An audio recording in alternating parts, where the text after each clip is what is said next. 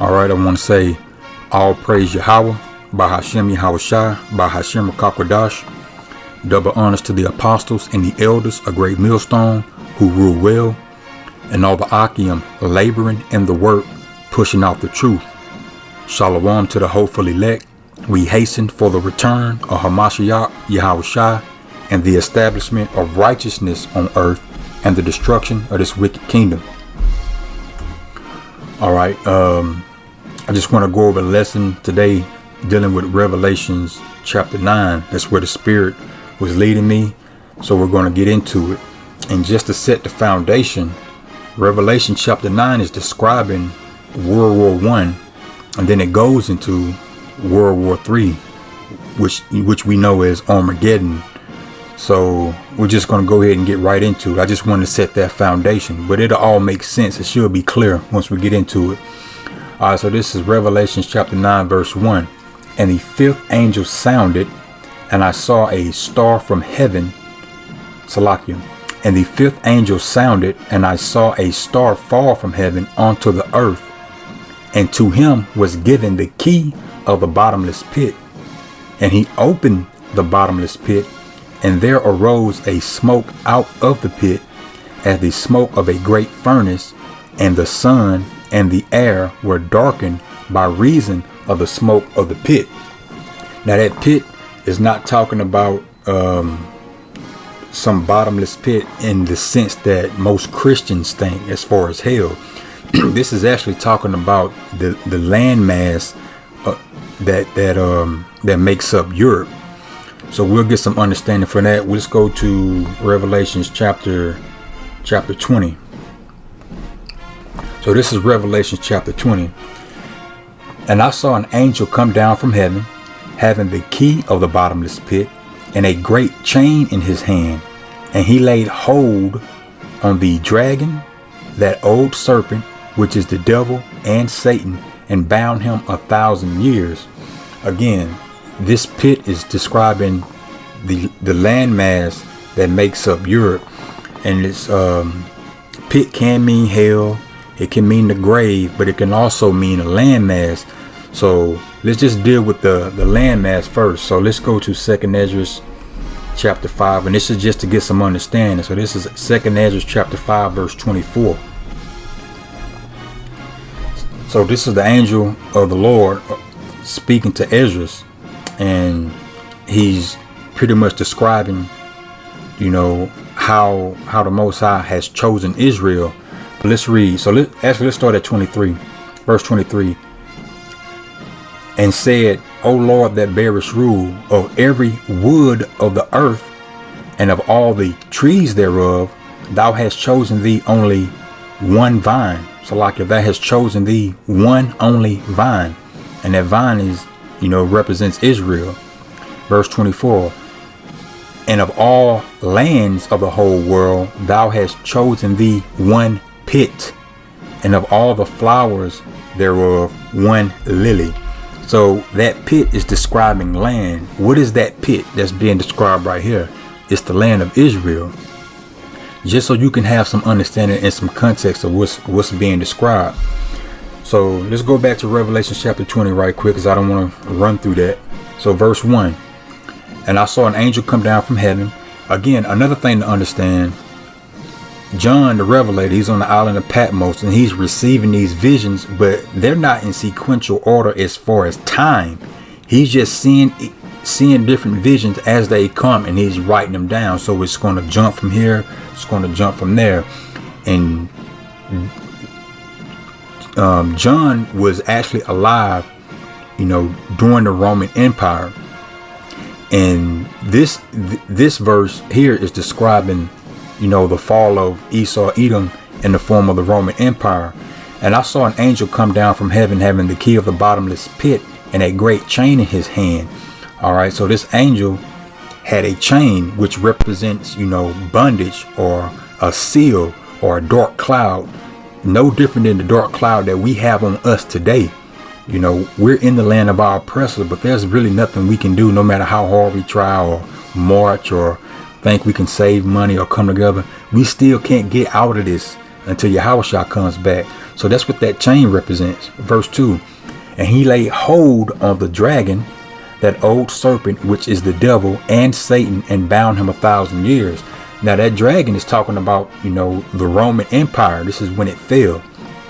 And again, the old serpent and the devil goes back to Esau, Edom.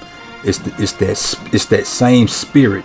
It's the same spirit that was in the serpent, which was not an actual snake. It was a man.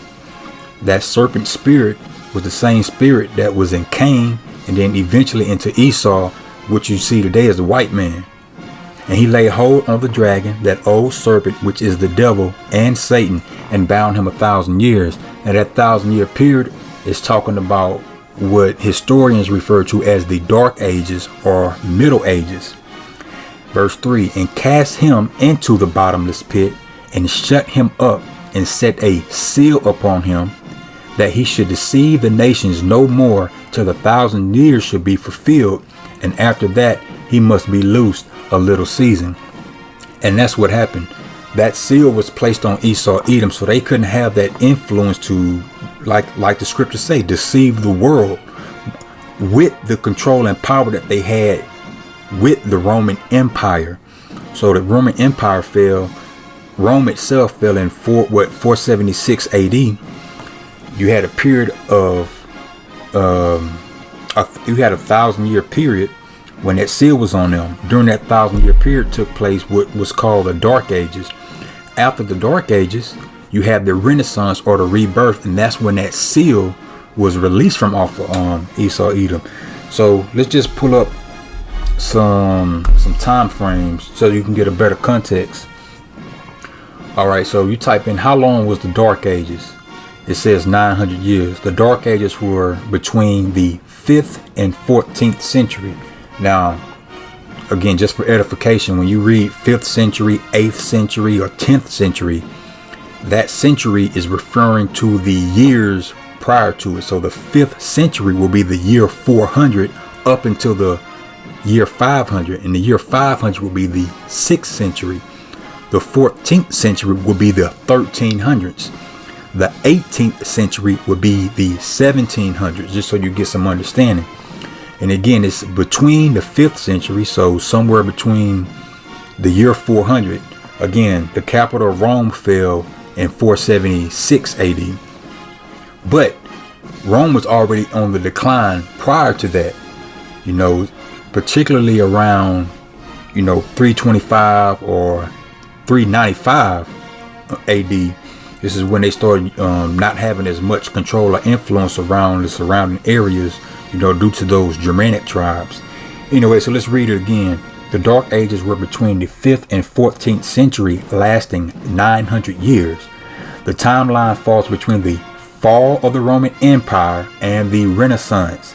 Renaissance literally means rebirth. The rebirth of what? It was the rebirth of Esau, Edom, having that illumination that the Most High gave them. That's Lucifer, pursuant to Isaiah chapter 14.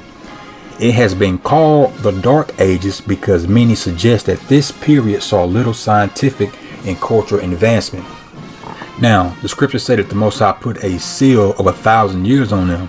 This says that the Dark Ages lasted 900 years. Keep in mind, Esau, Edom, through their history, there's no date where they can signify and say, hey, this exact date, the Edomites went into the Dark Ages. And then on this exact date, the Edomites came out of the Dark Ages. Also, the Dark Ages fall between the Byzantine Empire. Let me see what this is. So how long was the Byzantine Empire? The Byzantine Empire lasted from approximately 395 CE, when the Roman Empire was split. Because the Roman Empire was split, you have the ancient pagan Roman Empire, then it eventually split into what was known as the Holy Roman Empire. So the empire itself fell, but the Holy Roman Empire continued on under the same governing fashion that the ancient or pagan Roman Empire fell. I don't want to use the word ancient to confuse you, but let's just say pagan. And this is the Holy Roman Empire. This is when they made Christianity the dominant religion, but it was still mixed with the same pagan, pagan god worship and ideology infused into Christianity, which is pretty much what you have today.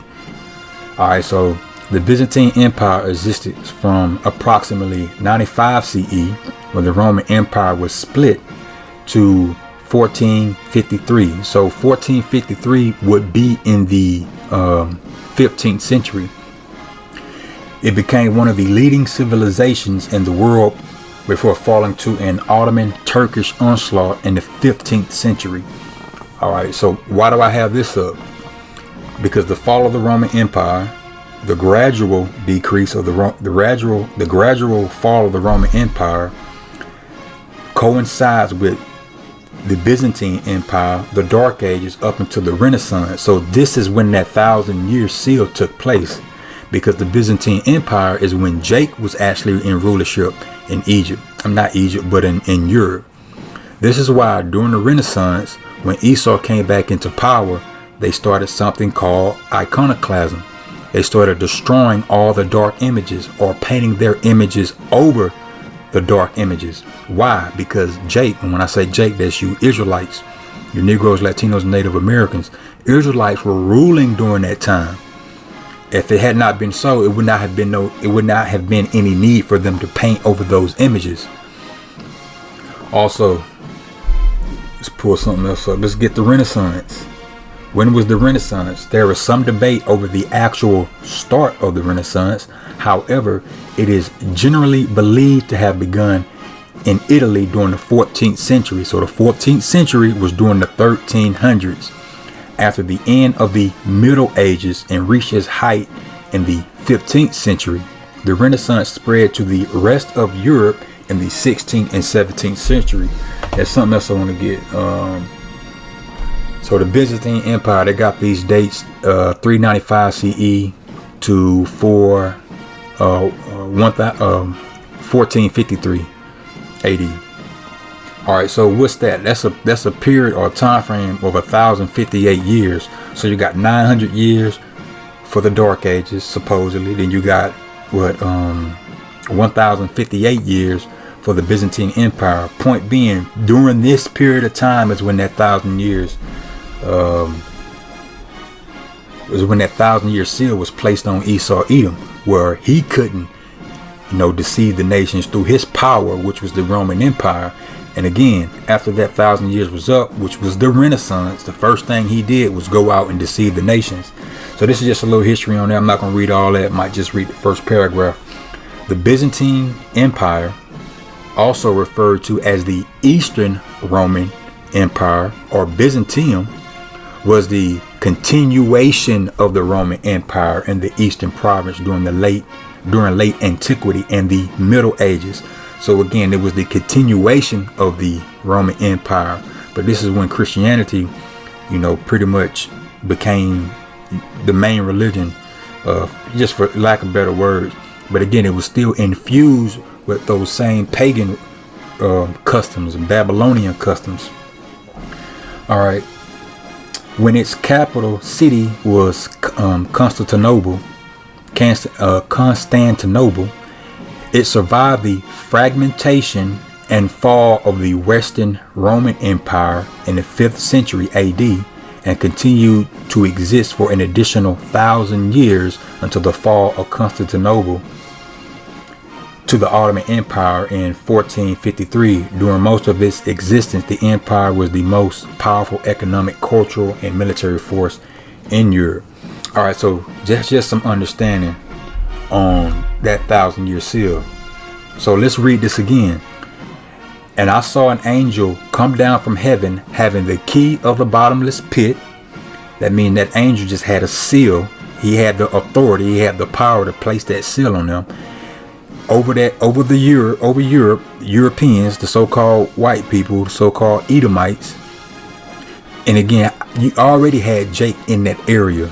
You keep in mind, there was no white, black, Mexican or whatever category of race that we have today. It wasn't about that back then. It was pretty much just about your nationality, your lineage. And I saw an angel come down from heaven, having the key of the bottomless pit and a great chain in his hand. And the reason I made that comment is because that's how Jake was able to get into power. Again, it wasn't what you see today. So this angel had a great chain in his hand. That chain just represents bondage, represents that dark cloud, and he laid hold on the dragon. The dragon is no doubt the Roman Empire, that old serpent. You need some understanding to understand that part. You know, that old serpent just goes back to that spirit, which is the devil and Satan, and bound him 1,000 years. That's when that 1,000-year period took place, and cast him into the bottomless pit and shut him up so he couldn't go out and deceive. You know, he didn't have that influence. He didn't have that power that he had, and set a seal upon him that he should deceive the nations no more till the 1,000 years should be fulfilled. And after that, he must be loosed a little season. So you should have some understanding that bottomless pit is representing Europe. That's what that's talking about. Now, this is Revelation chapter 20. So it's actually past what's being described in Revelations 9. So let's go back to Revelation 9. And the fifth angel sounded, and I saw a star fall from heaven onto the earth, and to him was given the key of the bottomless pit. So the devil, Esau Edom, has already been released. So this angel is representing having the influence to work the minds of the leaders of these European nations, these Edomites. That's what that's talking about. And he opened the bottomless pit, and there arose a smoke out of it. So like there arose a smoke out of the pit, as the smoke of a great furnace, and the sun and the air were darkened by reason of the smoke of the pit. So we know that land area is Europe, and this smoke is talking about the smoke is symbolic to World War I. Verse 3. It'll make more sense. I just wanted to make sure we get that understanding. Verse 3. And there came out of the smoke locusts upon the earth, and unto them was given power as the scorpions of the earth have power. Now, these locusts are not actual locusts. They're actual planes. They're those fighter planes that were in World War I. When John saw the vision, he's describing it as he saw it. So I'm going to go to verse 4, and then I'm going to show you a picture. So verse 3 again. And there came out of the smoke locusts upon the earth, and unto them was given power as the scorpions of the earth have power. And it was commanded them that they should hurt, and it was commanded them that they should not hurt the grass of the earth, neither any green thing, neither any tree, but only those men which have not the seal of the Most High in their forehead. So I wanted to read that to get some understanding. First, let me show you these pictures. It's not eating grass of the earth, because what do locusts do? Swarms of locusts, they devour grass. They devour grass, crops, trees. That's why they are considered a plague. These locusts didn't do that, because they're not actual locusts. They're planes. So let's get I got a picture pulled up. So first, these are locusts. I mean, you can clearly see what they look like, flying with wings. Just different images. Got a close-up image here. These are the World War I fighter planes. I'm going to put them side by side. This is what John saw. He described it as a locust. They look just like locusts. Those stings, you know, what does a scorpion do? It stings you with its tail. That sting is to kill. You know, these planes, they were shooting. They shooting bullets, stinging your ass. They kill. And this is just some more planes. Now I'll put some side by side. Now that should be clear what John was describing. I got them side by side. So these locusts that he saw, or what he saw were actually planes, but he described them as locusts. Got another picture here too.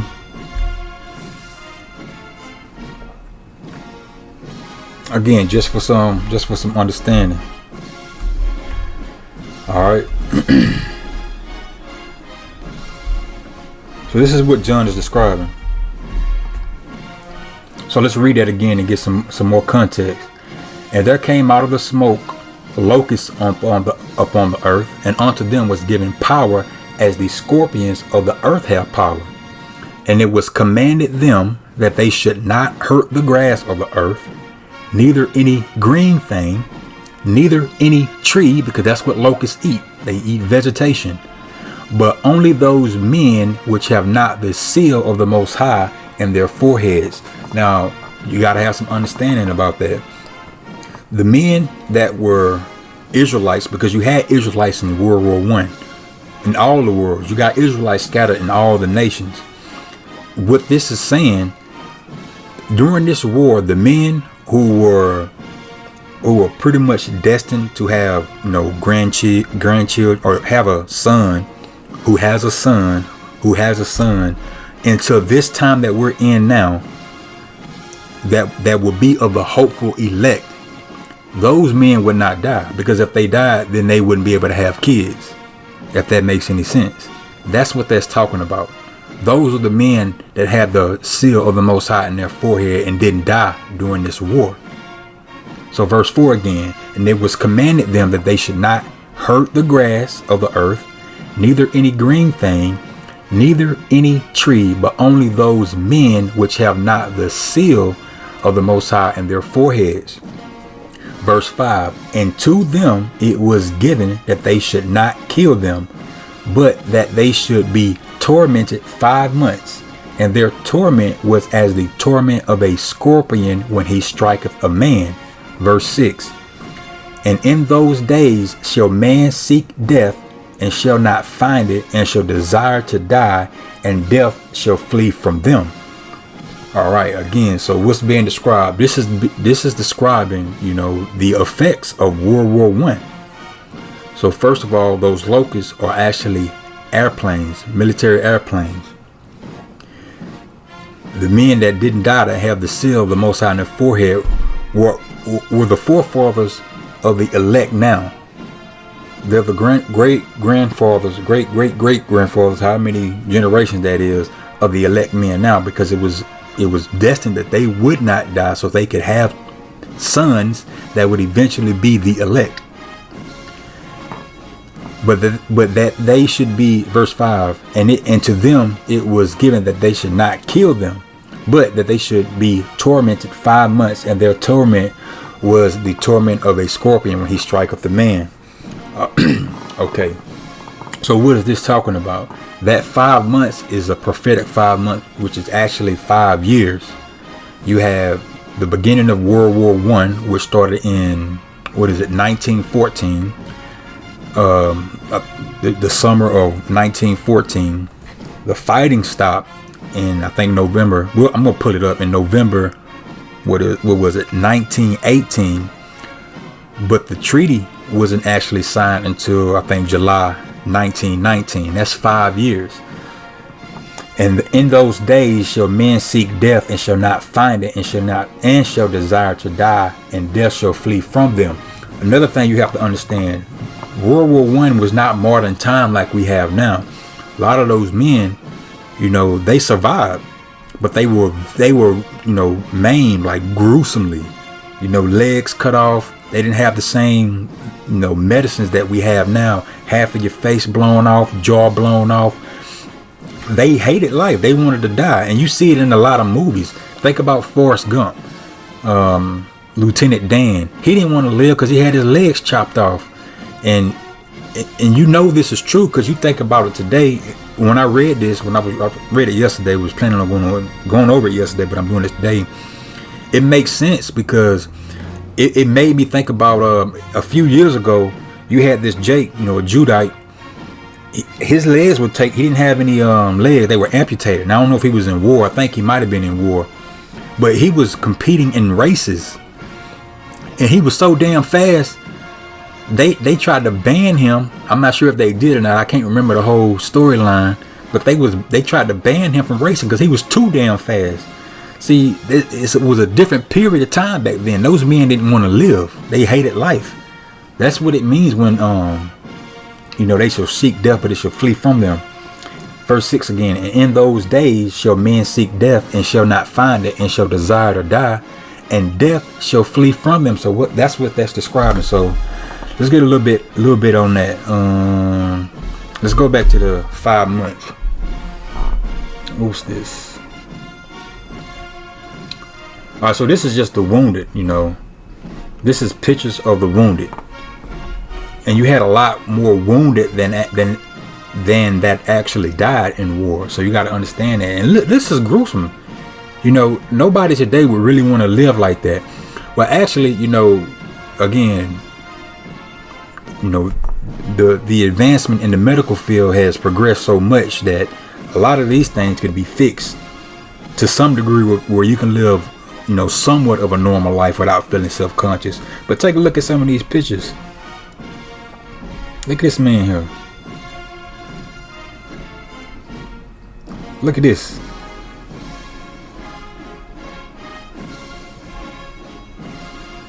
I'm just going to scroll through a few of these pictures so you can get a grasp of concept. I think I watched an article on these plasters right here. It was a doctor or somebody, a surgeon or somebody, was taking all these plasters of a lot of these, war survivors, and their faces were so disfigured. It pretty much amazed him, and that's why he took the plasters of them. He got half his face blown off, the bottom half of his face blown off. It was another picture in here too that really caught my attention. I'm not gonna scroll through all of them. Again, I think it was this one right here. Look at this. You don't want to live like that. And I don't think my cursor is showing, but you see the guy in the bottom, I guess right, with the prosthetic legs. I mean, think about it. I mean, you might have something that's propping your body up, but it's hard to move. They don't bend like the technology that we have now. And there's a couple of videos on YouTube that go into this same history and have even more, detailed pictures, more gruesome pictures. And I'm not trying to gross anybody out. And I didn't put that video in because you have to, you have to actually click the button saying that you're a certain age. And I ain't want YouTube to take my video down saying I didn't give anybody, a choice to click that. All right, so let's just get some history. So this is from americaslibrary.gov. Just a little brief paragraph on World War I. So World War I ended with the Treaty of Versailles, June 28, 1919. World War I was finally over. This first global conflict, keep in mind this was the first one, this first global conflict had claimed from 9 million to 13 million lives and caused unprecedented damage. Keep that number in mind. Keep that in mind. Germany had formally surrendered on November 11th, 1918, and all nations had agreed to stop fighting while the terms of peace were negotiated. On June 28, 1919, Germany and the Allied nations, including Britain, France, Italy, and Russia, signed the Treaty of Versailles, formally ending the war. So that's what that 5 months is talking about. All right, so let's start back at 4 again. And it was commanded them that they should not hurt the grass of the earth, neither any green thing, neither any tree, but only those men which have not the seal of the Most High in their forehead. So those who didn't have the seal, they were the ones that were hurt, and of course killed. A lot of them killed. And to them, verse 5, and to them it was given that they should not kill them, but that they should be tormented 5 months, and their torment was as the torment of a scorpion when he striketh the man. Another thing to keep in mind, I'm glad I read that verse again. Another thing, when it's saying not kill them, that means to not totally destroy them. These nations, as much death happened, as much death took place, and as much destruction, the nations themselves didn't actually vanish and disappear. They didn't go away. So think about past empires that were totally destroyed. That empire was no longer in existence. It's not because the land didn't exist anymore, and it's also not because every single person of that nation didn't exist anymore. Typically, they were scattered, so the nation wasn't that empire no more. It wasn't that kingdom anymore. So that wasn't the case during this World War I. Those nations weren't completely destroyed. There was major destruction and death, but the nations themselves were not killed off. That's what that's also talking about. So you got to have that understanding. And to them it was given that they should not kill them, but they should be tormented 5 months. And their torment was as the torment of a scorpion when he striketh a man. Verse 6, and in those days shall men seek death, and shall not find it, and shall desire to die, and death shall flee from them. Verse 7, it goes back into the locusts. I'm going to pull up another picture. And the shapes of the locusts were like unto horses prepared unto battle, and on their heads were as it were crowns like gold, and their faces were as the faces of men. I'm going to describe this a little bit more, but their faces were as the faces of men, because it was men flying those aircraft that he perceived to be locusts, or that he described as locusts. And they had hair as the hair of women, and their teeth were as the teeth of lions. All right. So when it says the shape of the locusts were like unto horses prepared unto battle, so it's not describing a horse. It's likening these locusts to horses that are prepared for battle, because you have normal horses, often the born. Then you got horses that are war horses, and how are they prepared for battle? They're fitted with armor. These locusts were fitted with armor. Why? Because they were metal.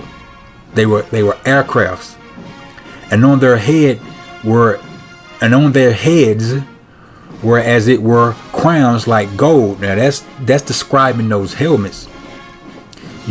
Specifically the Germans, and because they had a lot of gold or silver helmets, particularly that they wore in their parades, not necessarily during the fighting. But these are the images that John is seeing, and this is what he's describing. Back at verse 7, and the shapes of the locusts were like unto horses prepared unto battle, and on their heads were as it were crowns like gold, and their faces were as the faces of men, because it was men. Verse 8, and they had hair as the hair of women, and their teeth were as the teeth of lions. Now that teeth is talking about, the bullets. It's talking about, the bullets and the the bullets that it was shooting out, because teeth represents power. It represents military, and it represents weapons, because that's the killing force that predators have. It's their teeth. They bite down and strangle. It's their teeth. All right. So what's the hair like women? They have faces like men, and they have hair like women. So let's pull up a picture and see what he's talking about.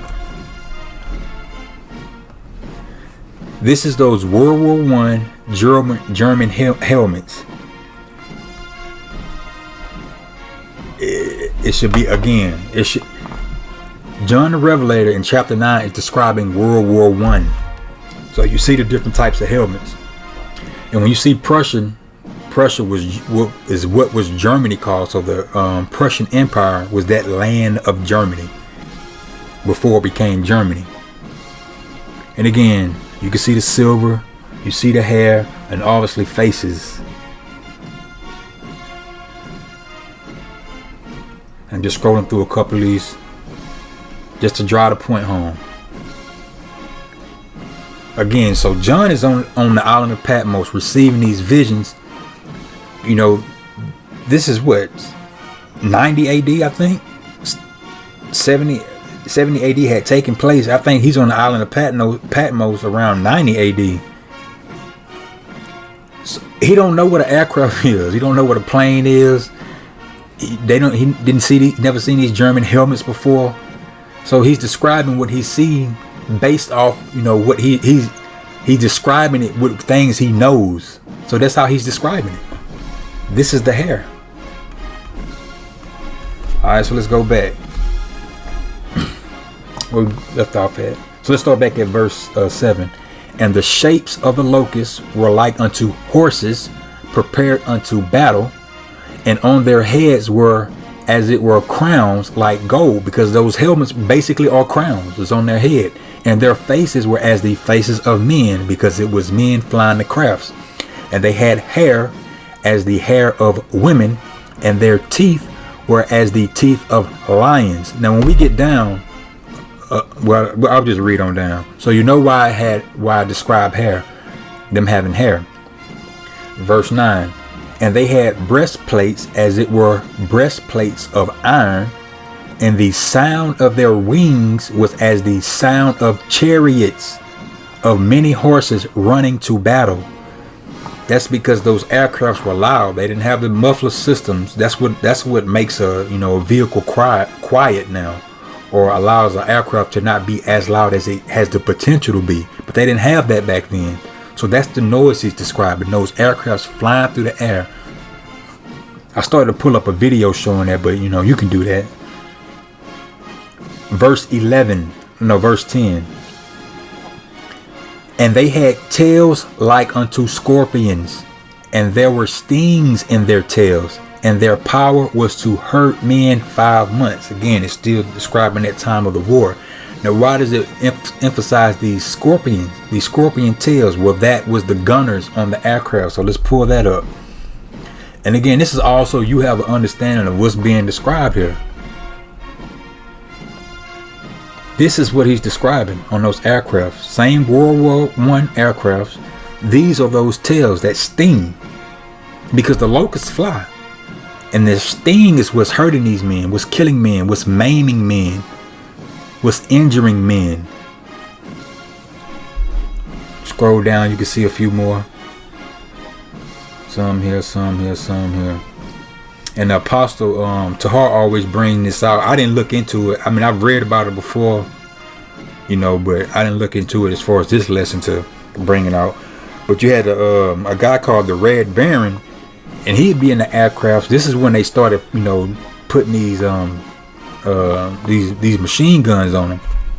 He'd be in the aircrafts with a shotgun, and when he get close enough, or when they fly close enough to an enemy aircraft, he would shoot them with the shotgun, and that brought about the advancement with the shotguns on them. All right. So where we at? Verse 10.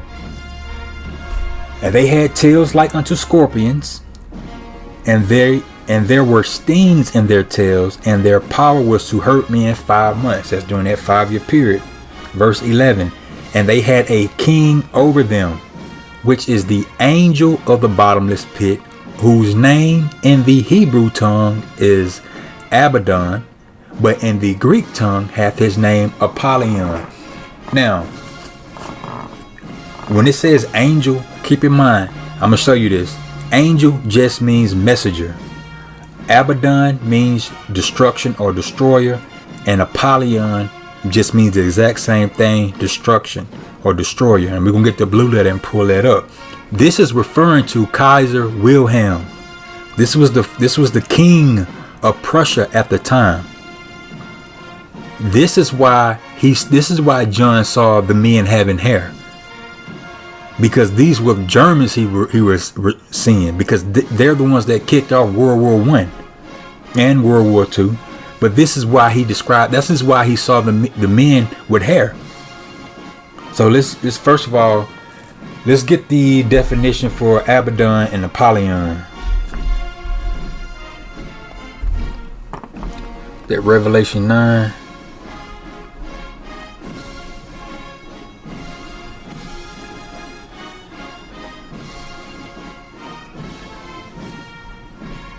Revelation 9 and 11. We with the definition for both of them. So Abaddon. So let's get this one first.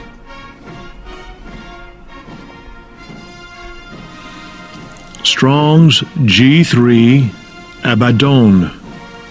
Abaddon. Abaddon. And what does it mean? Destruction, ruin, destruction, the place of destruction, The name of the angel, prince of the infernal regions, the minister of death, and the author of havoc on the earth. Now, we always read through all the definitions because we don't want to say we missed anything, but you have to use the spirit. You know, they go off on some part because there's no inferno in the earth called hell with some angel ruling over it. But this represents two things: the place of destruction and the destroyer. You know, the person or the king who brought about the destruction, who brought this war about, who brought this war into fruition. Abaddon. So let's go get Apollyon.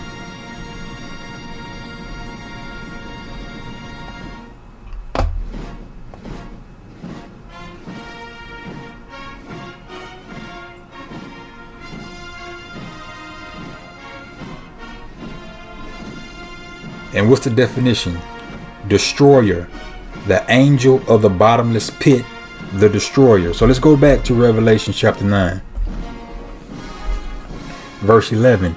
And they had a king over them, which is the angel of the bottomless pit, whose name in the Hebrew tongue is Abaddon, and in the Greek tongue hath his name Apollyon. So first, let's go to Revelation chapter 12, because angels could mean messengers, you know, or the apostles, you know, in the scriptures were considered angels. You know, we're angels. We're just angels, you know, in this flesh body. So let's go to Revelation chapter 12 and 7. Revelation chapter 12 verse 7. And there was war in heaven. It's not talking about up in the heavens where the Most High resides, because there's no war up there. There's no disorder up there. There was never any rebellion up there. And there was war in heaven. Michael and his angels fought against the dragon, and the dragon fought and his angels. This is not some mystical sea monster either. This is talking about heaven on this earth, up in the sky, when Yahushua and the angels actually come back to do war with Esau and his angels, which are fighter crafts or any other type of, you know, flying devices or military devices or weapons that he might have that we don't know about. This is talking about the end. We know that this dragon is not some mystical beast, because this same dragon is described as the Roman Empire here, and in Daniel 7 it's the Roman Empire, and in Revelation chapter 17, I'm just not going to go through all that because I've done plenty of videos on that. You can go through it and read it. You can type in Revelation chapter, you can type in GMS Revelation chapter 17 and get a complete breakdown. I'll read this right quick. And there appeared a great wonder in heaven, a woman clothed with the sun. That woman represents the nation of Israel, clothed with the sun and the moon under her feet. That represents the wisdom and understanding that the Most High gave us through the law, statutes, and commandments. And upon her head a crown of 12 stars. Those 12 stars represent the 12 tribes of Israel. Israel is always likened unto a comely woman, and she being with child cried, travailing in birth, and being pained to deliver, because we needed a deliverer. Talking about Yahushua. And there appeared another wonder in heaven, and behold, a great red dragon, having 7 heads and 10 horns and 7 crowns upon his head. This represents the Roman Empire, and his tail drew the third part of the stars of heaven. It's not talking about angels. It's talking about the Israelites. It's talking about specifically the 3 tribes that were in Jerusalem during this time, that were living in Jerusalem and in this area during this time, which was Levi, Judah, and Benjamin. You had some of the other tribes there, but remember, the northern kingdom had already been taken captive by the Assyrians and then scattered. The southern kingdom, which was the kingdom of Judah, was taken into the Babylonian captivity, and they were scattered, but they were allowed to eventually come back and rebuild Jerusalem and rebuild the temple.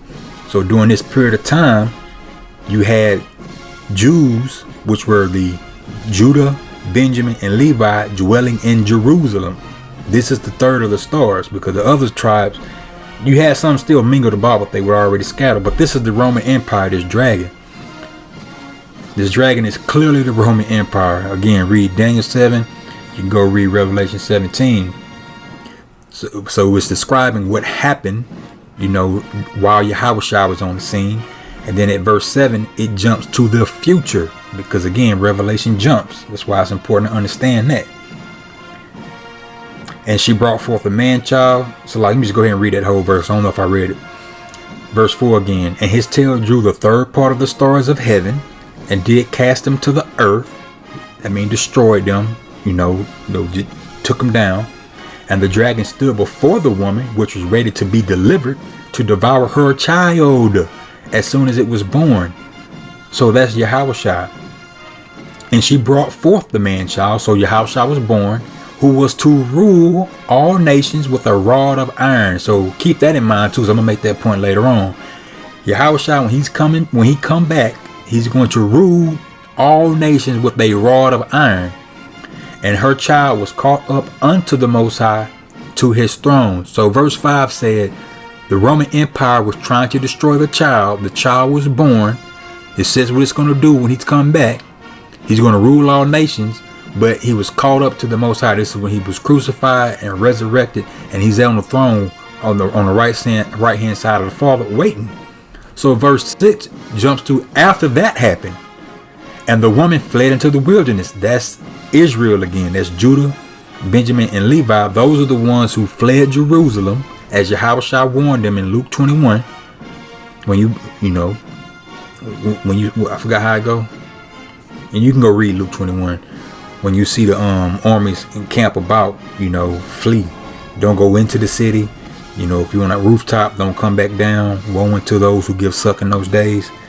In Jerusalem shall be trodden down of the Gentiles until the time of the Gentiles be complete, be fulfilled. This is what he's talking about. So the Israelites, mainly from Judah, Benjamin, and Levi, that took heed to Yahushua's word, they fled into the wilderness, which was Africa, where she had a place prepared for her of the Most High, that they should be fed there, that she should feed her there 1,260 days.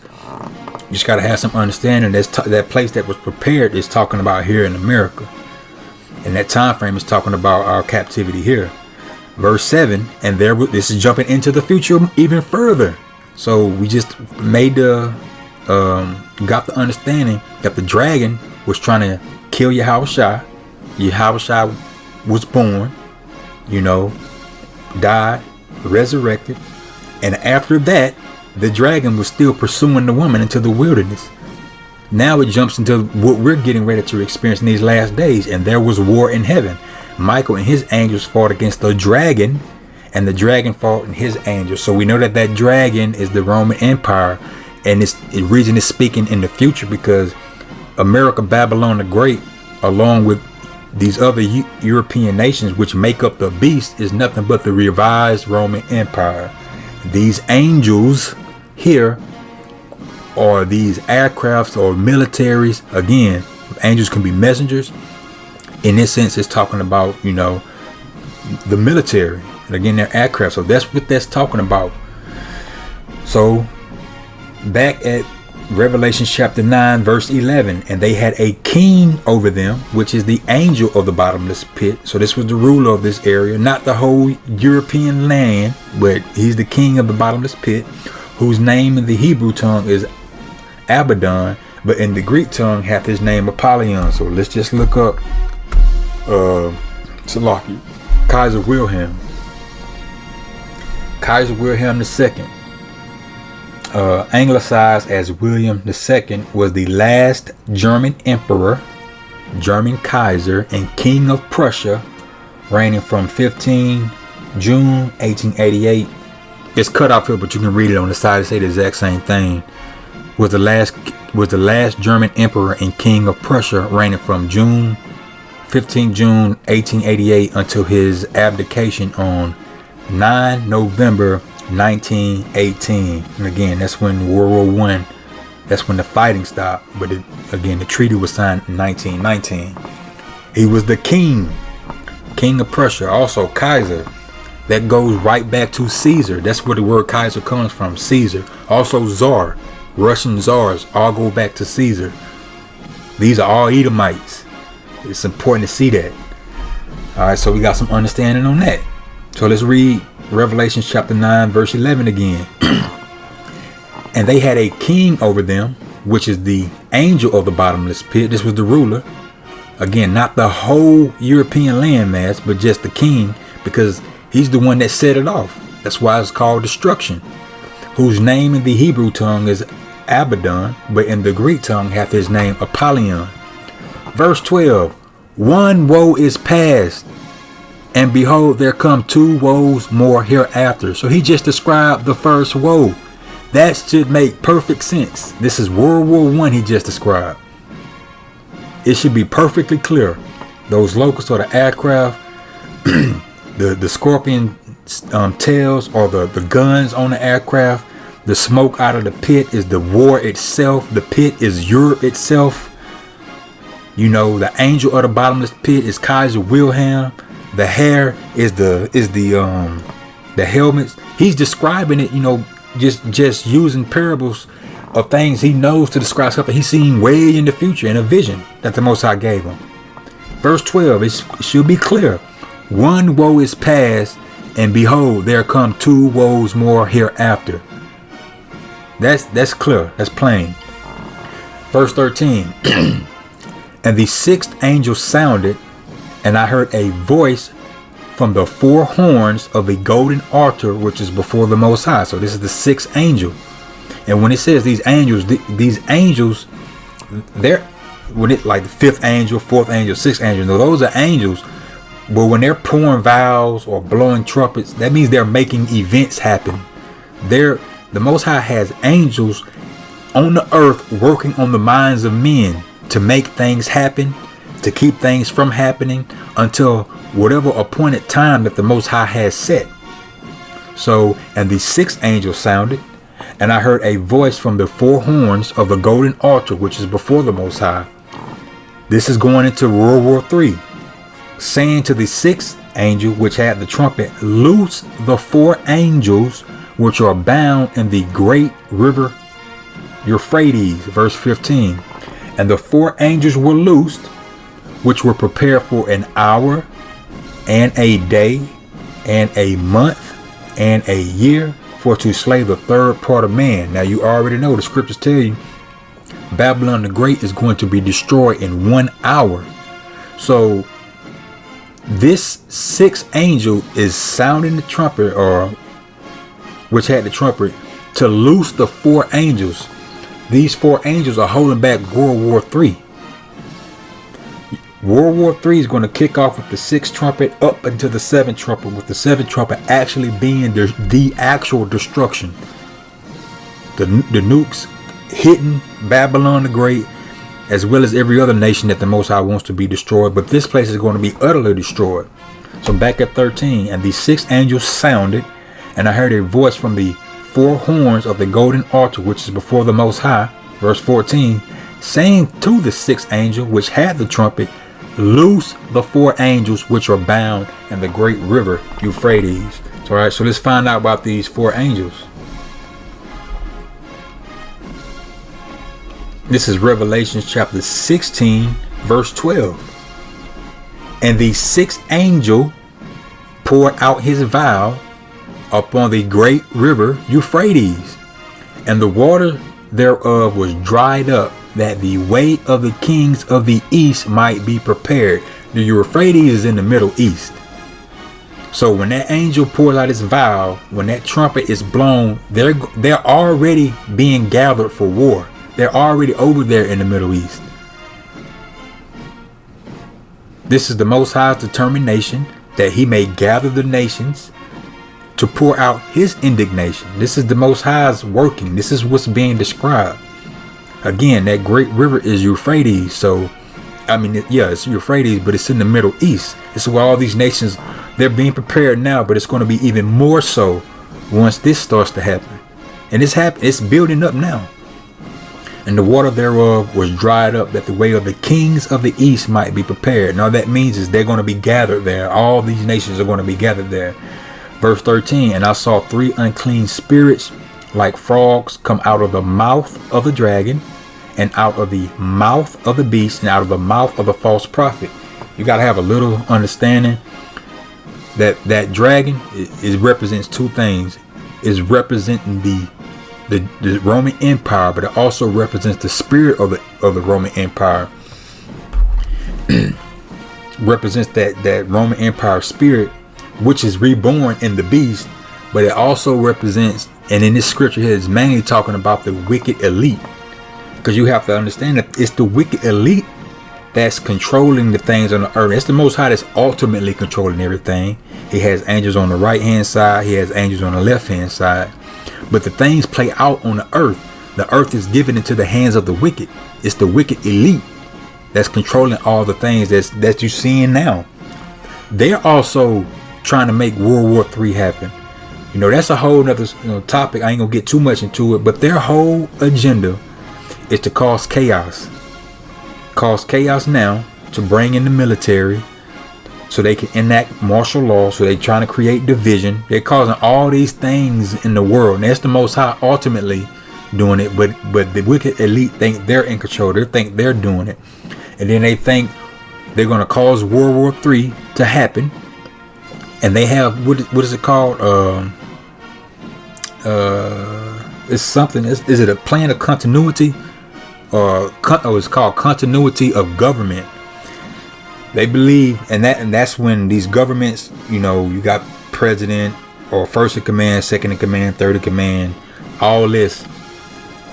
If something or shit hits the fan, you know, there's still some chain of command in place, so the government can still function, you know, once everything settles down. And these wicked elite believe after World War III, you know, whoever's alive, they're going to come back out of their hiding places, wherever they're at, if it's in space with these space stations or in the sea with these sea stations. And I don't know what they actually call, or these underground bunkers, or on these mountains, or these, basically all these hideouts. They're going to try to enact everything they're trying to enact on this side, or during this time before the war, which is, you know, the complete control. And then after the war, which they know is going to happen, they believe they're going to come back out and have their continuity of government in place and rule, which is not going to happen. But again, just some understanding. And I saw 3 unclean spirits like frogs come out of the mouth of the dragon, which again it represents the Roman Empire and the wicked elite. And out of the mouth of the beast is America and the EU and NATO. And out of the mouth of the false prophet, that's the Catholic Church. And the reason you know that dragon is representing the wicked elite, because this is also representative of those 3 city-states. You know, what is it? London, England is pretty much the financial headquarters. You know, Washington D.C. is pretty much the military headquarters, and the Vatican is pretty much the spiritual headquarters. That's the best way to understand that. Verse 14 again. Oh no, let me read verse 13 and go into verse 14. Verse 13, and I saw 3 unclean spirits like frogs come out of the mouth of the dragon, and out of the mouth of the beast, and out of the mouth of the false prophet. For they are the spirits of devils, working miracles, which go forth unto the kings of the earth and of the whole world, to gather them to the battle of the great day of the Most High Almighty. See, this is what these 4 angels are doing. They're waiting to make World War III pop off. I might as well read all of it. It's all good. So verse 15, behold, I come as a thief. Blessed is he that watcheth. And that's what we're doing. We're watching the news. We're watching the times, you know, and we're filtering everything through the scriptures. And keepeth his garments. That's keeping the faith, because our faith is going to be our garments, our covering. You know, keeping the hope and faith in Yahweh by Hashem Yahweh Shai. Lest he walk naked and they see his shame. Again, if you don't have any covering, you're going to be naked. You're going to be held accountable for your sins. Verse 16, and he gathereth them together into a place called in the Hebrew tongue Armageddon, or Armageddon. So, Revelation chapter 9 describe World War One. Then it's jumping into the visions of World War Two. It's like World War Three. That's what those 4 angels in the Euphrates are doing. This is Armageddon. They're waiting until the Most High gives them the signal to kick off World War III. Verse 17, and the 7th angel poured out his vial into the air, and there came a great voice out of the temple of heaven from the throne saying, it is done. That 7th trumpet is when those nuclear ICBMs actually hit and that destruction is complete. We got to be out of here.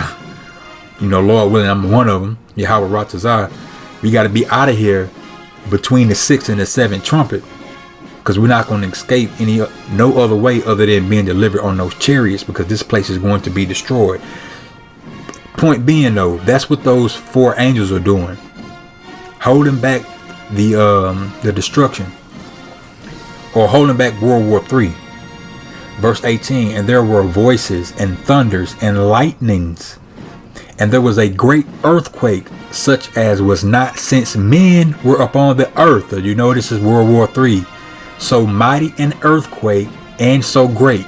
The reason I'm reading this, or reason I'm decided to read this, well, one is the spirit. But we just read about World War I. That should be crystal clear. So what's being described is World War III and what's going to happen. So again, verse 18, and there were voices and thunders and lightnings, and there was a great earthquake, such as was not since men were upon the earth, so mighty an earthquake and so great. And the great city was divided into 3 parts, and the cities of the nations fell. And great Babylon came into remembrance before the Most High to give unto her the cup of the wine of the fierceness of his wrath. And that's that total annihilation of America, Babylon the Great. And every island fled away, and the mountains were not found. And there fell upon men a great hail out of heaven.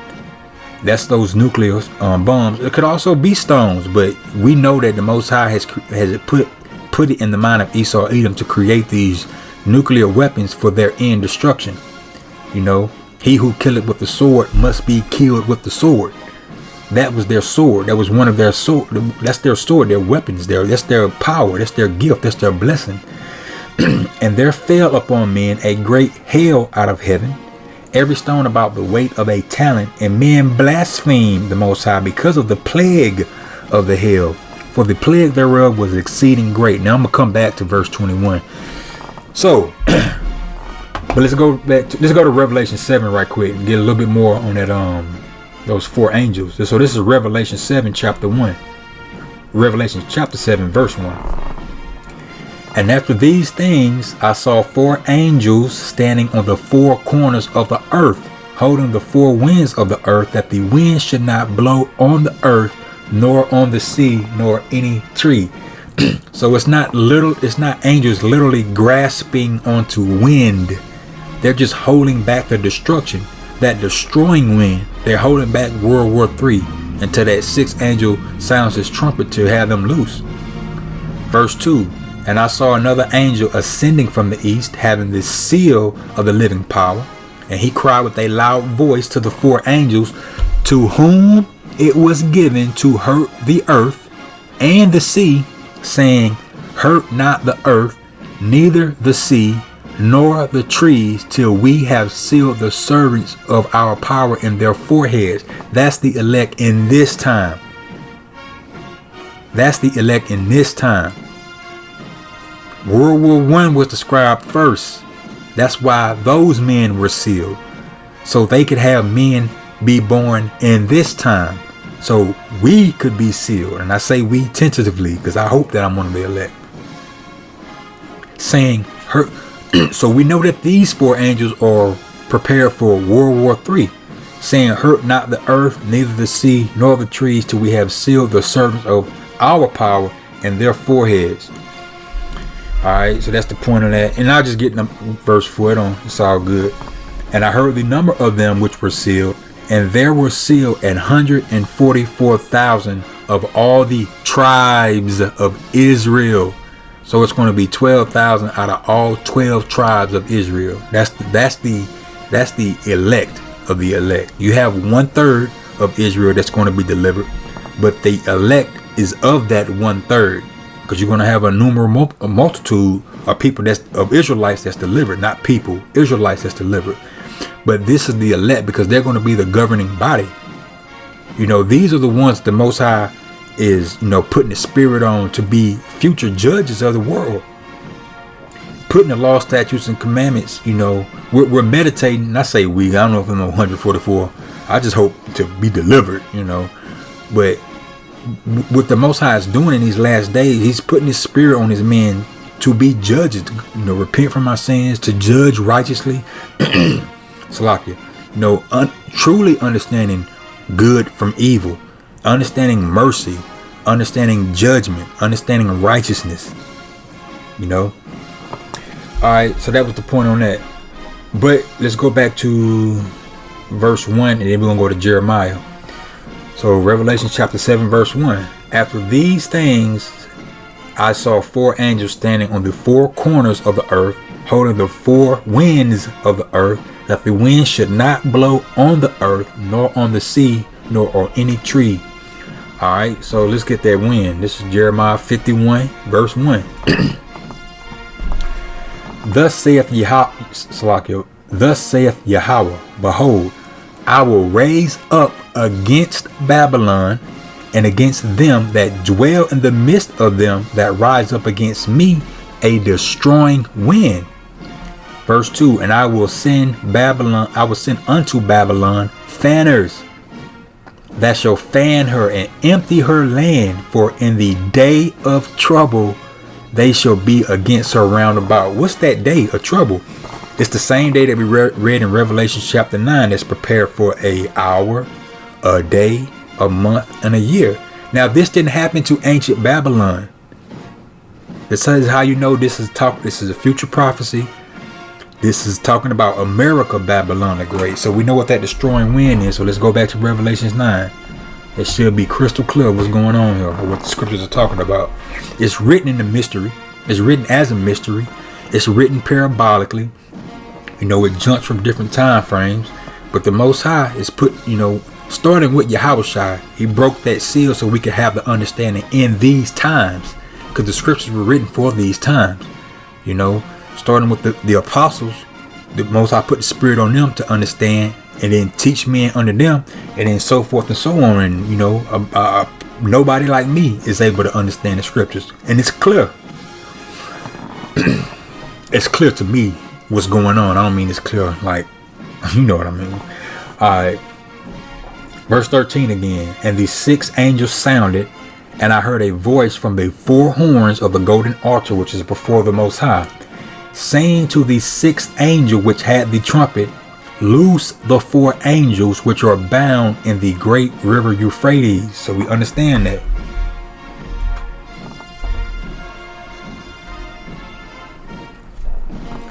And the 4 angels were loose, which were prepared for an hour, and a day, and a month, and a year, for to slay the 3rd part of men. This is the day of trouble that the Most High was speaking about in Jeremiah. This is what World War III is, the day of the Lord. Verse 16, you're going to have a little understanding for this. Actually, let me go back to verse 15. And the 4 angels were loose, which were prepared for an hour, and a day, and a month, and a year, for to slay the 3rd part of men. That 3rd part of men is talking about Esau, Edom, so-called white men. You got 3 classifications of men. You got the sons of God, the sons of the power, which are Israelites. You got the sons of the wicked, which is Esau, Edom. And then you got the sons of men, which are the other nations. We tell you this all the time. This is like a movie. You got the good guy, which is Israel. You got the bad guy, which is Esau. And then you got the other nations, which are just role players. They're just middlemen. This is the Most High story. He's creating it like this. He's making these things play out the way they are. So that 3rd part of men is talking about Esau, Edom. Doesn't mean that every single one of them is going to be destroyed. Just they're going to be destroyed. Their whole system is going to be destroyed, along with a lot of them. Because again, Babylon the Great, America is definitely going to be destroyed. The land of Israel is going to definitely be destroyed. And then every other nation, you know, that the Most High wants to destroy. But the whole earth itself is not going to be completely destroyed, because the elect are going to be saved into the chariots, and anybody who survives, the other nations, they're going to be captives. That's why Yahushua is coming back to rule the nations with a rod of iron. You know he's coming to rule the nations because that's what his blessing is. That's what the Most High, you know, destined him for. That's what he's going to do. That's going to be his glory. But you know what's going to happen after World War III, because this is what we describe. This is what the scriptures are describing here, World War III. So they're going to be survivors. Alright, read verse 15 again and then go into 16.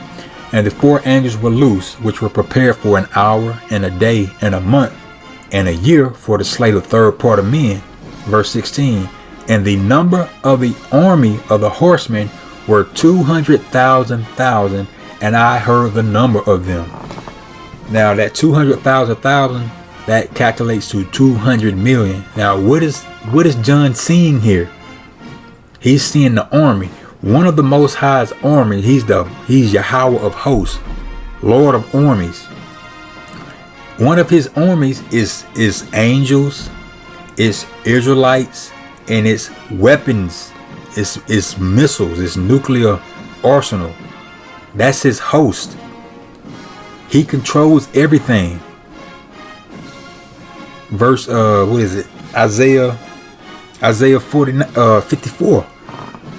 He creates the smith that blow on the coals and bring forth a instrument.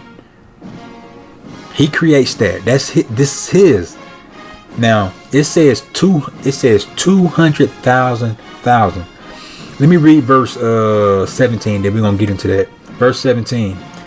And thus I saw the horses in the vision, and them that sat on them, having breastplates of fire. They have breastplates of fire, and of jacinth, and brimstone. And the heads of the horses were as the heads of lions, and out of their mouths issued fire and smoke and brimstone. Now, a lot of people preach that these are angels. These are not angels. It ain't even describing nothing like an angel. And it's using horses again because this is power.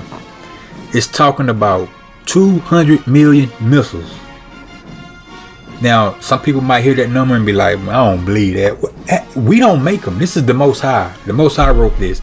And it's no coincidence that at the end of the sentence of verse 16, John says, and I heard the number of them. So that's the number he heard. He heard 200,000. Now let's see what he's describing. Let's see what he described. It ain't angels. And thus I saw the horses, that's just representing the power, in the vision, and them that sat on them, having breastplates of fire and of jacinth and of brimstone. That's fire. That's representing that fire. We're gonna get some pictures to show you that. And the heads of the horses. Now he said the heads of the horses were as the heads of lions, and out of their mouth issued fire and smoke and brimstone. Now these missiles, they have cones, but they have a payload. Each cone could have any number of warheads. It's the warheads that actually do the damage.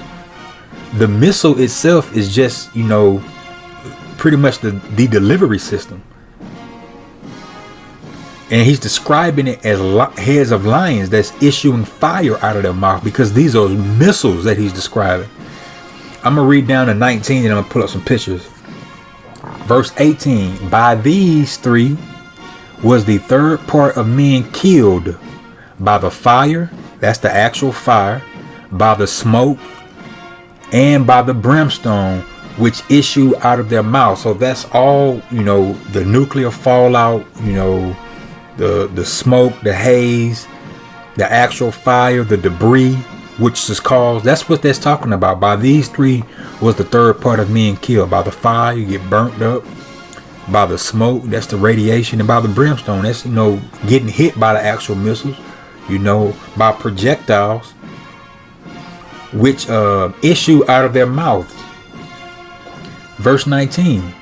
For their power is in their mouth, and in their tails, for their tails were like unto serpents, and had heads, and with them they do hurt. So the power is in their mouth.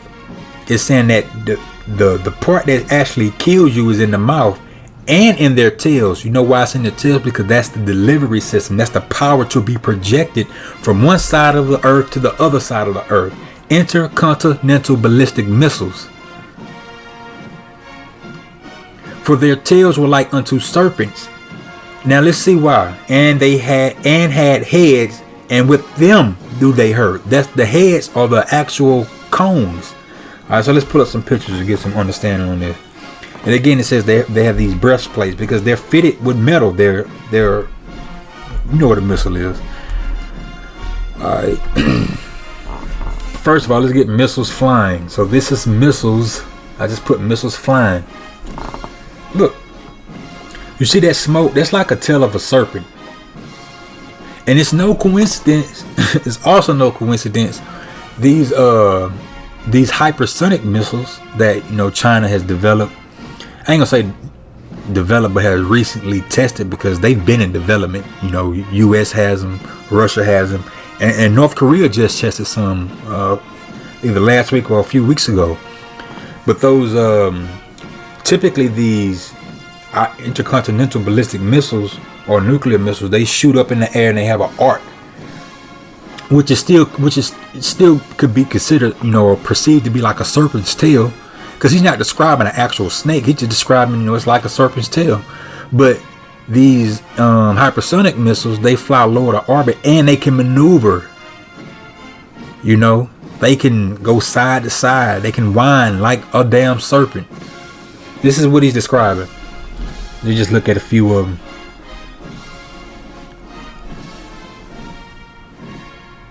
And you can see this, the power is in their tail because it's projecting them, and in their head because they hurt with their head because they destroy shit. Again, you don't even gotta have that much understanding. If you're open to receive it, you can receive it, but it should be clear. So don't let people tell you that the devil fought against the Most High, that it's going to be some tribulation. It's going to be a tribulation in the sense of Jacob's trouble. Yeah, we all going to go through that. Nobody's going to escape out of that. You're not going to get raptured while everybody else on earth suffering, going through the tribulation while you just in heaven chilling. That rapture, the rapture is not in the scriptures, by the way. But what the rapture comes from is the elect being delivered, but that happens at the end. We all have to go through Jacob's trouble. We all have to be tried. And at the very end, right, that's why it says the righteous shall scarcely be delivered. Right at the end, right before those, nuclear missiles set off or hit, the elect are going to get beamed up into the chariots, because the chariots are going to be here simultaneously delivering the elect and also making war with the nations. Revelation 17. Again, just a few pictures. I think it was one in here that really drew the point home, but you should be able to get it, man. Again, John said he heard the number of them, 200,000. That's 200 missiles.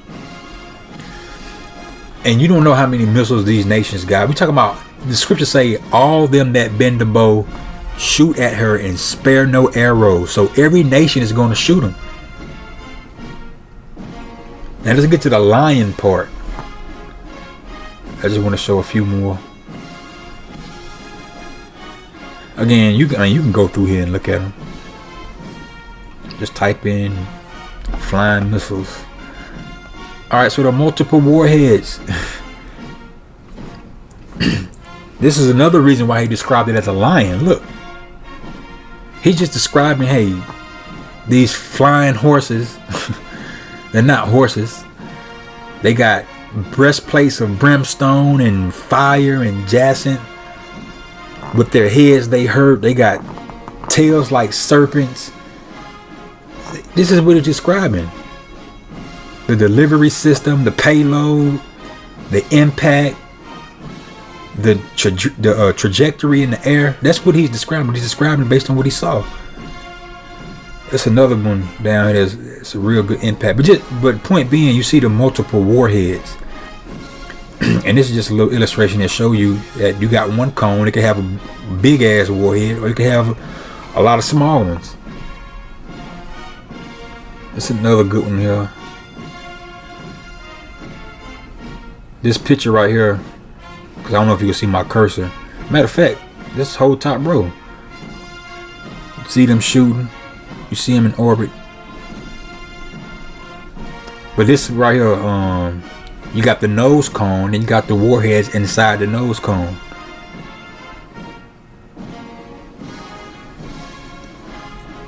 Now this picture right here, the white one, looks like a tube with the warheads in it. You know, that looks like what he was describing. Was there anything else in here?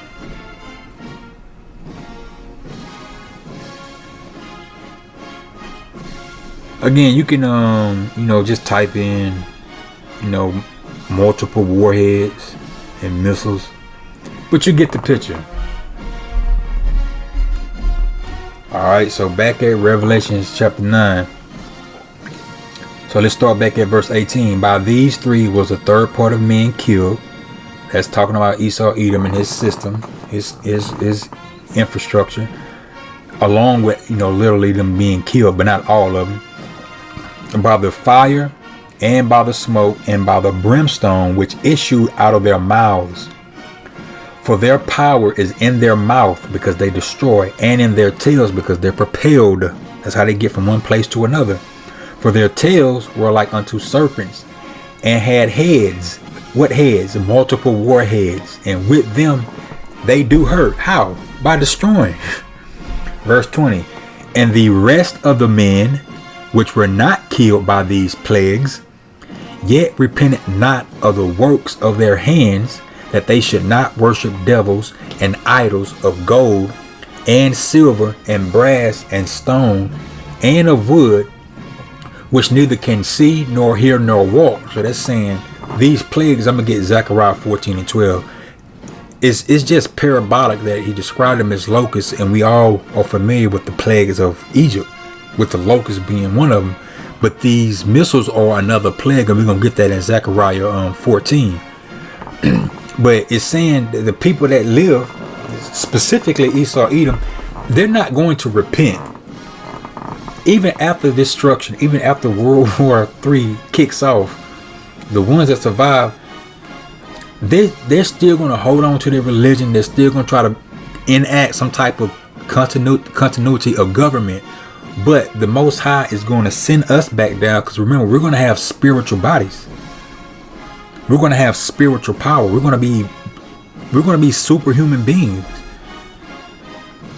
We're going to force the nations, just like Yahushua. That's why Yahushua is going to rule them with a rod of iron. That's why Yahushua said he is not going to meet them like a man.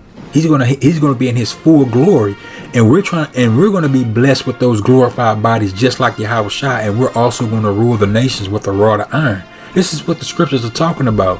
This is a blessing. This is an amazing thing. You can't even fathom that. You people claim to believe in I'm saying you people, but you claim to believe in the scriptures. Do you even know what the scriptures talk about? Verse 21. Neither repented of their murders, that's Esau, Edom, nor of their sorceries, that's all the witchcraft and shit they got going on today to manipulate us, to put most of our people under a spell. Nor of their fornications. That fornication is talking about, you know, all their philosophies and all their agendas and all their doctrines that they're pushed out into the world. Nor of their thefts. What thefts? Stealing people and stealing lands and stealing resources. They're not going to be repentant. They're not going to be repentant in the sense of they're truly remorseful for what they did. Just like now, when Esau, you know, is on trial for somebody, killing somebody, shooting somebody, what do they say? Or not even killing somebody. They get caught on camera calling somebody a nigger or something. What do they say? Oh, I'm not this person. That's not who I am. No, they are that person. They just got caught. but they're not truly remorseful. They just sad they got caught.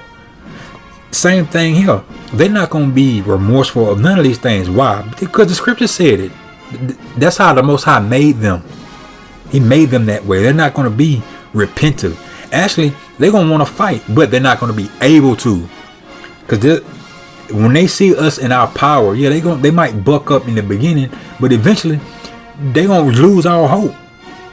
The other nations are going to fall in line, but Esau, Edom, they're going to still thinking that someday they're going to be able to overcome.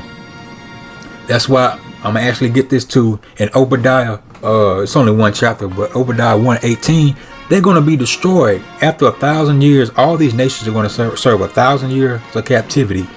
During that 1,000-year period, during that 1,000-year reign, Yahushua and his men, his elect, we're going to be establishing righteousness. We're going to be establishing a righteous government, and that's going to be the kingdom of heaven. And all nations are going to have to follow the law. So it's going to be a righteous kingdom. That's why it's never going to end. But Esau, Edom, they're never going to not be wicked. They're going to be destroyed afterwards. They're never going to repent. So that's why that's why I said, keep this in mind. Was it Revelations 12 and 21? It's like Revelation 16 and 21.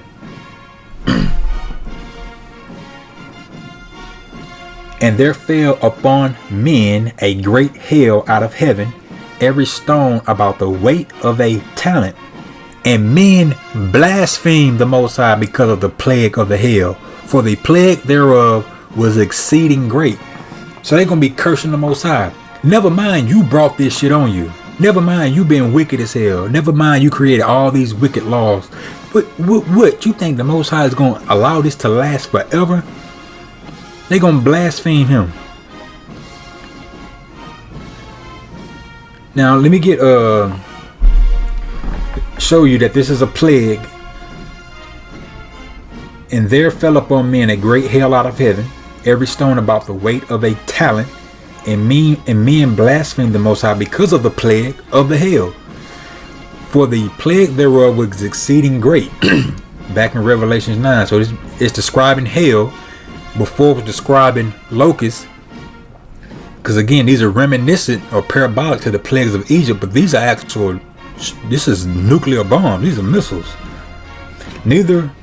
Verse 20, and the rest of the men which were not killed by these plagues, yet repented not of the works of their hand, that they should not worship devils, and idols of gold, and silver, and brass, and stone, and of wood, which neither can see, nor hear, nor walk. So they're still not going, they're going to try to run to their religion.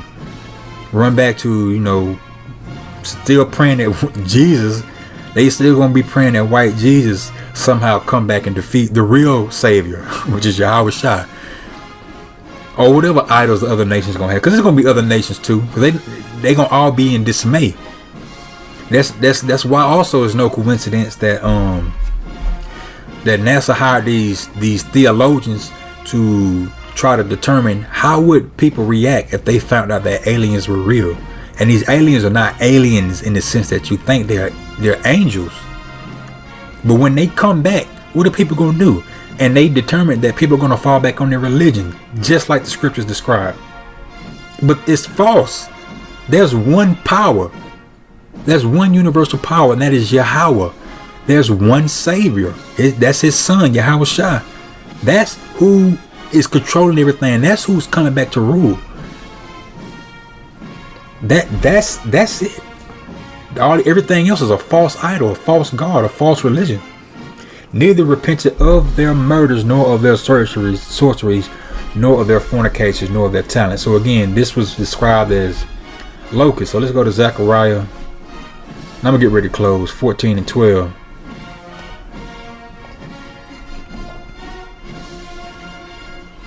This is Zechariah chapter 14 verse 12. And this shall be the plague wherewith Yahweh will smite all the people that have fought against Jerusalem. This is talking about the Armageddon, because Yahweh, it's his determination to gather the nations, all those that have fought against Jerusalem, to gather them. Let me read it again. And this shall be the plague wherewith Yahweh will smite all the people that have fought against Jerusalem. Their flesh shall consume away while they stand upon their feet. You hear that? And their eyes shall consume away in their holes, and their tongue shall consume away in their mouth. What is he talking about? He's describing this.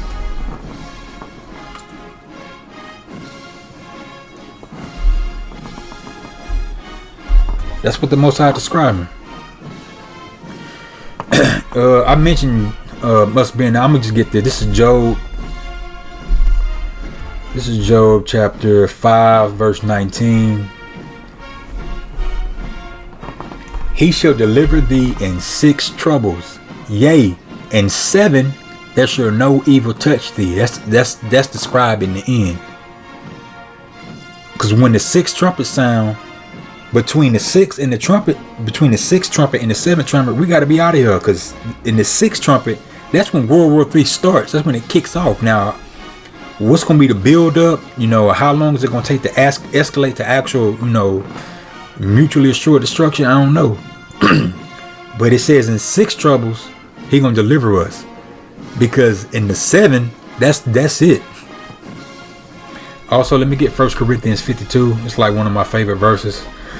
This is 1 Corinthians chapter 15, verse 52. I'm just going to read that verse. Verse 52. In a moment, in the twinkling of an eye, at the last trump. Oh no, so like, let me start at verse 50. So this is 1 Corinthians chapter 15, verse 50.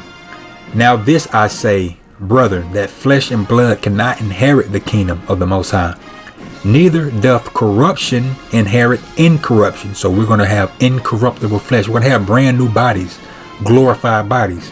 51. Behold, I show you a mystery.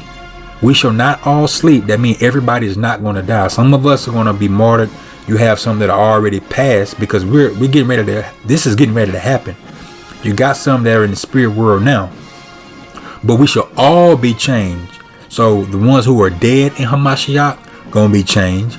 Those ones who make it through Jacob's trouble, they're going to be delivered and changed. We're all going to be changed. Behold, I show you a mystery. We shall not all sleep, or we shall not all die, but we shall all be changed. That's just for the Israelites. Verse 52. In a moment, in the twinkling of an eye, at the last trump, for the trumpet shall sound, and the dead shall be raised incorruptible, and we shall be changed. All right, so that was pretty much it. That was Revelation chapter 9. I pray that the lesson was edifying. If you knew, I mean, it should be crystal clear what they're talking about. But anyway, I pray that the lesson was edifying.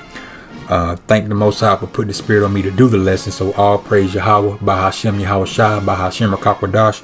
And until next time, Shalom.